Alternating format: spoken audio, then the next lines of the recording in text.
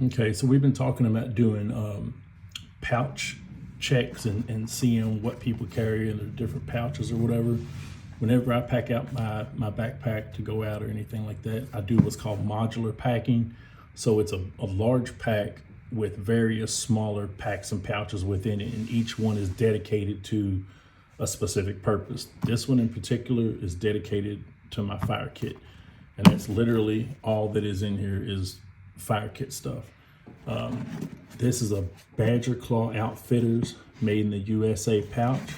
When I initially got it, I got it because it had room for a Write in the Rain notebook. It had room for a pen, it had room for a small flat pocket knife, and a flashlight. Is the initial reason I got it, but then I changed my mind and I said, you know what, I'm gonna make it a dedicated fire pouch. So we'll start with the pocket bellows. Y'all have heard me preach over and over how good this thing is. And like I said, when we do these videos, it's to tell you what we carry and what we enjoy and what makes our life easier, and just make the suggestion that, hey, if you need something for this purpose, this is a good option. It's not saying this is the best or whatever. It's just what we like to use. It's got a sail needle in there. It's got a little small Circle K lighter just in case. Because even if it runs out of fluid or anything like that, you can still get a spark off of it. It's got literally my all-time favorite ferro rod, the Gobspark Armageddon. I cannot say enough good about this thing. I've had it for a while. It's from firesteel.com. It comes with a dedicated scraper. And then as you can see, I put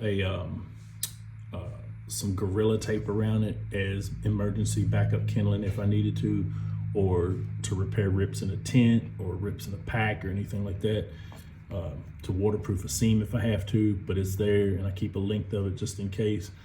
And I'm not gonna do it here because I'm inside, but this thing absolutely showers sparks from it. And it is from firesteel.com. It's the Gobspark Armageddon. They got a few different models, but I wound up going with this one. There's some that have handles on them and stuff like that. So this is the tinderbox. It's from Uberleben. It came with the bellow and wick from Uberleben, and y'all seen a video on that I did.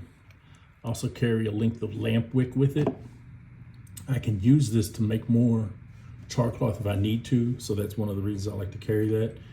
It's got the wick and bellows. Y'all remember how that works. You just put a length of wick out, throw a spark into it, feather it out a little bit.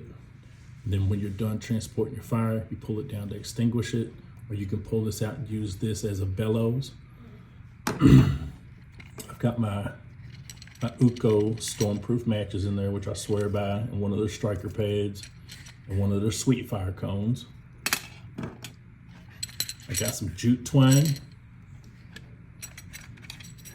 I've got a little bit of fat wood in here, and if you know about fat wood, it's from the inside of a pine tree. It's very resinous. You do a little scraping on it and it smells almost like turpentine. I mean, this stuff, if you scrape it into dust and throw a spark into it, it'll go up right now.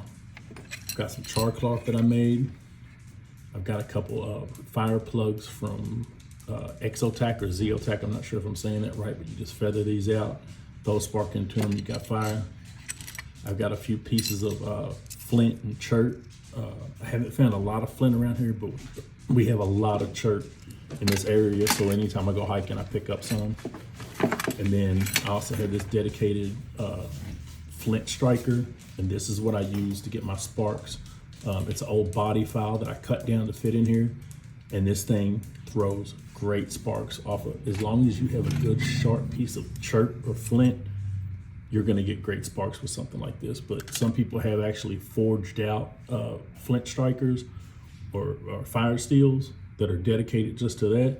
But I found this in my grandpa's garage and I wanted to carry a little piece of them with me, so I went with this for my flint and steel kit. And then just a little more char cloth and a little plastic Ziploc baggie to put stuff in if I don't want it to get wet, and stash it in here.